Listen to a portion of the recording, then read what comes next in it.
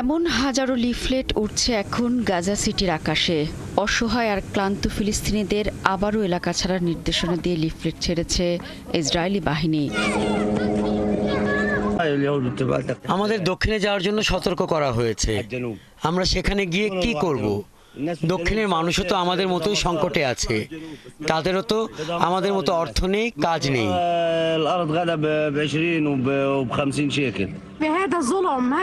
আল্লাহর শপথ নিয়ে বলছি, ইসরায়েল মিথ্যা কথা বলছে।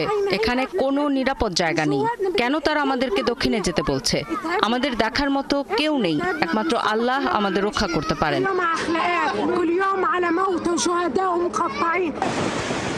প্রায় 10 লাখ মানুষ গাজা সিটি ও আশপাশের এলাকাগুলোতে বাস করেন। ইসরায়েল তাদের দক্ষিণে সরতে বললেও গাজা নিরাপদ জায়গার অভাবে হাজারো মানুষ পায়ে হেঁটে, গাড়িতে বা সাইকেলে এলাকা ছাড়ছেন। গাজা সিটি সম্পূর্ণ ফাঁকা করতে ইসরায়েলি বাহিনী হামলার তীব্রতা বাড়াচ্ছে দিনের পর দিন। একযোগে চলছে বিমান হামলা ও স্থলাভিযান।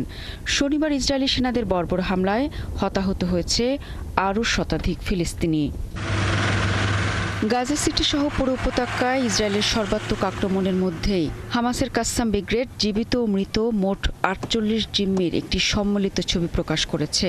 গোষ্ঠীটি বলেছে, গাজা শহরে ইসরায়েলের চলমান সামরিক অভিযানের কারণে এই বন্দীদের জীবন ঝুঁকিতে রয়েছে।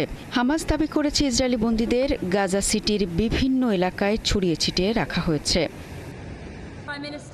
এদিকে যুক্তরাজ্যের প্রধানমন্ত্রী কিয়ার স্টারমার আজ ফিলিস্তিনকে রাষ্ট্র হিসেবে স্বীকৃতির ঘোষণা দিতে পারেন।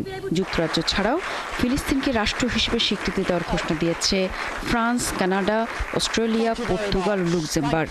সে অনুযায়ী দেশগুলো প্রস্তুতিও নিচ্ছে। শারমিন শ্রাবণী, ৭১।